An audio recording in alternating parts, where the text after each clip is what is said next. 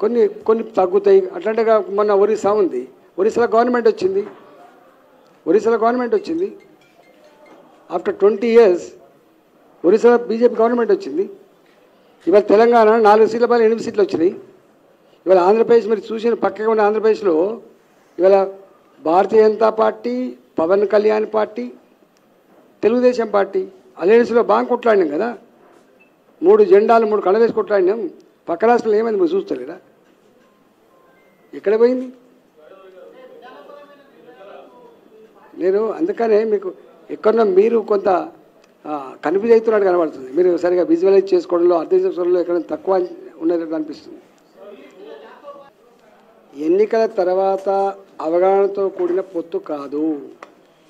ఎన్నికల ముందే ఇవాళ ఎజెండా పెట్టుకొని టీడీపీ ఏం చేయబోతుందో, భారతీయ జనతా పార్టీ రేపు దేశంలో ఏం చేయబోతుందో, నితీష్ కుమార్ గారు బీహార్లో ఏం చేయబోతుందో అవన్నీ సంపూర్ణంగా అర్థం చేసుకొని అవగాహనతో కూడుకున్నటువంటి అలయన్స్ అది.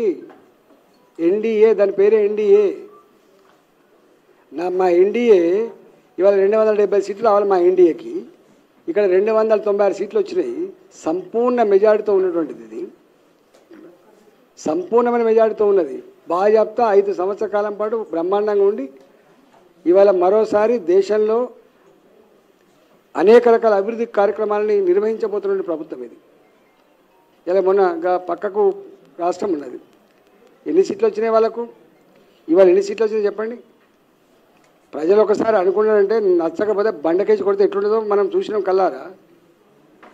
ఇందిరాగాంధీ లాంటి పెద్ద పెద్ద స్టాల్ వార్డ్స్ అని చెప్పుకుంటే ఎమర్జెన్సీలో బండకేసి కొట్టిండ్రు, గుర్తుపెట్టుకోండి.